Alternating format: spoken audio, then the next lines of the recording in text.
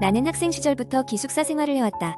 서울의 한 대학교에 다니며 3년째 묵는 기숙사 방에서 일어난 일들을 너희에게 전하고자 한다. 대학 생활은 기대와 설렘으로 가득했지만 시간이 지날수록 알 수 없는 공포가 나를 잠식해갔다.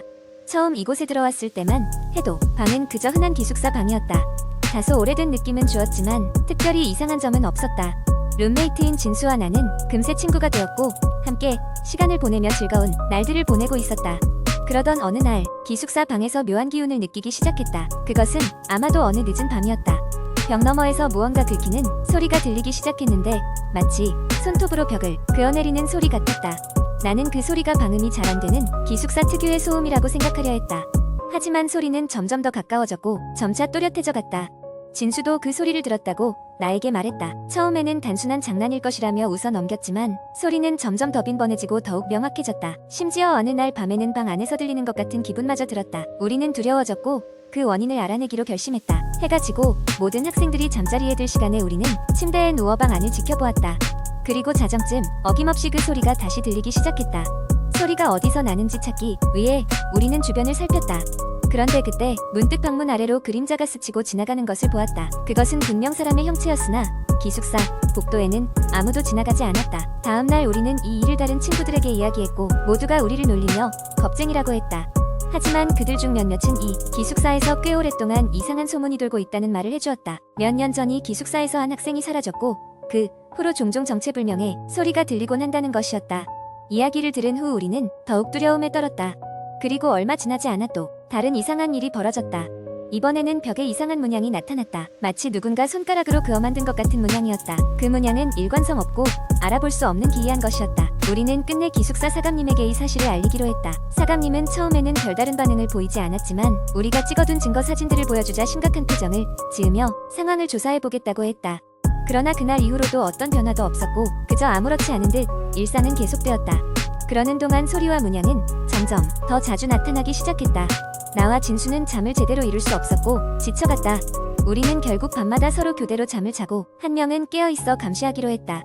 그러던 어느 밤 내가 깨어있던 날이었다. 나는 졸음을 참으며 방 안을 지켜보았다. 그런데 그때 문득 한기와 함께 그 소리가 더욱 강렬하게 들리기 시작했다.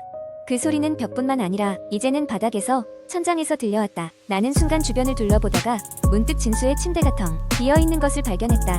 그 순간 서늘한 공포가 등을 타고 흘러내렸다. 나는 진수를 부르며 방을 뒤졌지만 그는 어디에도 없었다. 그러던 중 침대 아래에서 무언가 작은 낙서와 같은 종이를 발견했다. 떨리는 손으로 그것을 꺼내보았다. 도와줘. 나는 그 자리에서 얼어붙고 말았다. 더는 이곳에 머물 수 없다고 판단한 나는 즉시 밖으로 뛰어나갔다.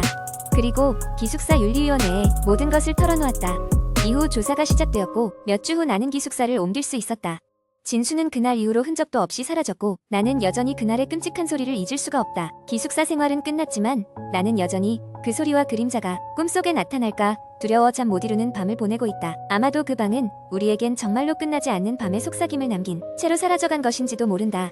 두 번째 이야기. 어느 작은 시골 마을에는 오래된 저택이 하나 있었다. 그 저택은 오랜 세월 동안 버려져 있었고 마을 사람들은 그곳에 대한 불길한 소문을 나누곤 했다. 특히나 저택에 얽힌 가장 유명한 이야기는 되살아나는 그림자의 전설이었다. 그 저택은 본래 어느 부유한 가문의 소유였다고 한다. 그러나 수십 년 전 그곳에서 일가족이 교통사고로 모두 세상을 떠난 뒤로는 아무도 그 집에 들어가지 않게 되었다. 이후로 그 집은 점점 황폐해졌고 사람들 사이에서 여러 소문이 돌기 시작했다.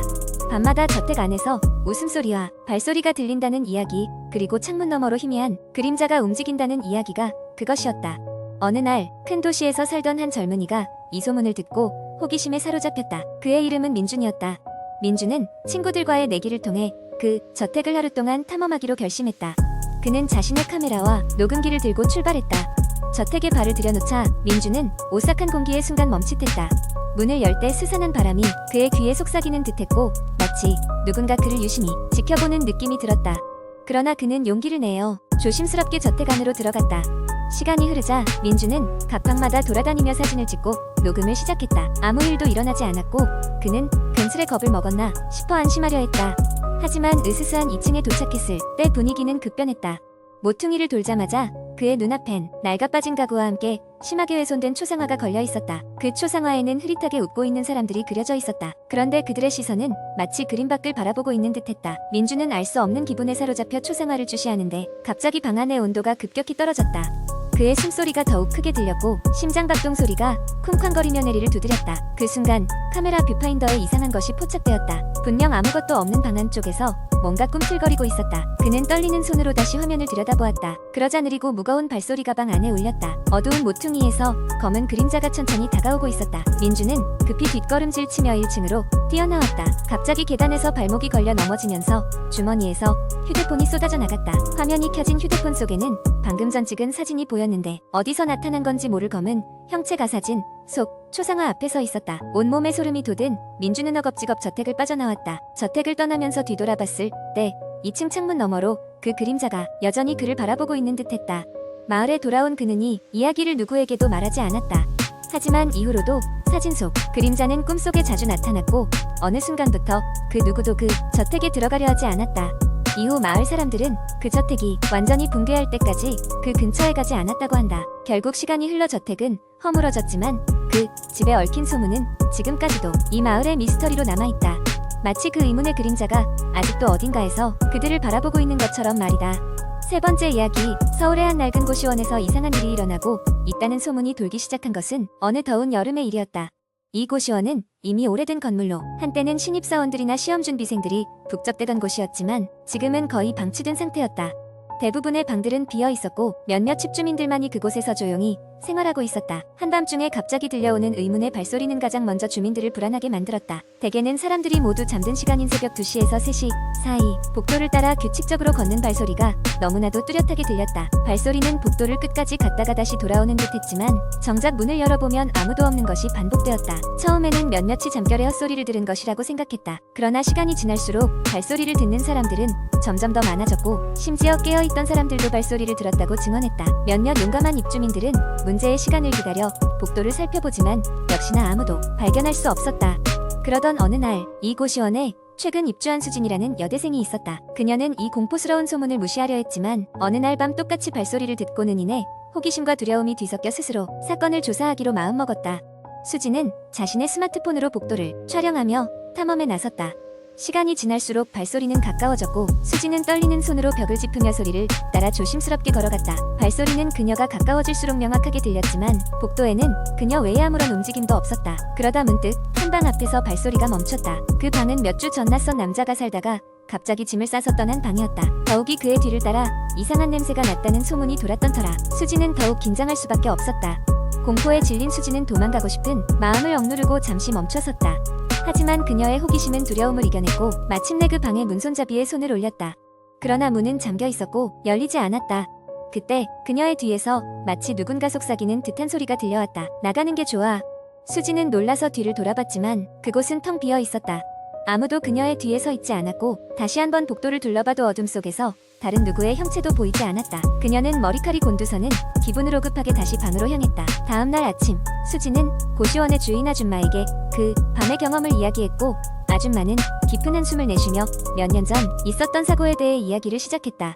그 방에 살던 남자는 자살로 생을 마감했고 그 후로 그 방은 비어 있었지만 이상한 소문과 현상이 계속되었다는 것이다. 아마도 그때부터 시작된 발소리가 지금까지도 들리고 있는 것일지도 모른다며 자신이 경험한 일이 사고 때문이라는 이야기를 듣고 나서도 수지는 여전히 마음이 편치 않았다. 결코 풀리지 않을 수수께끼 같았지만 시간이 지나고 그녀는 점차 그 공포를 받아들이게 되었다. 그녀는 그 사건을 친구들과 나누고 나서야 겨우 안정을 찾을 수 있었다. 이후로 그 고시원은 다시 조용해졌지만 그 발소리에 대한 소문은 여전히 사람들 사이에서 은밀히 전해졌다. 그리고 때때로 새로운 입주민들이 그 소리를 듣고 나면 그 무시무시한 밤의 이야기가 다시 한번 떠올랐다. 물론 이 이야기가 얼마나 사실인지는 아무도 확신할 수 없다. 단지 그 고시원이 여전히 그곳에 있다는 것만은 사실일 뿐이다.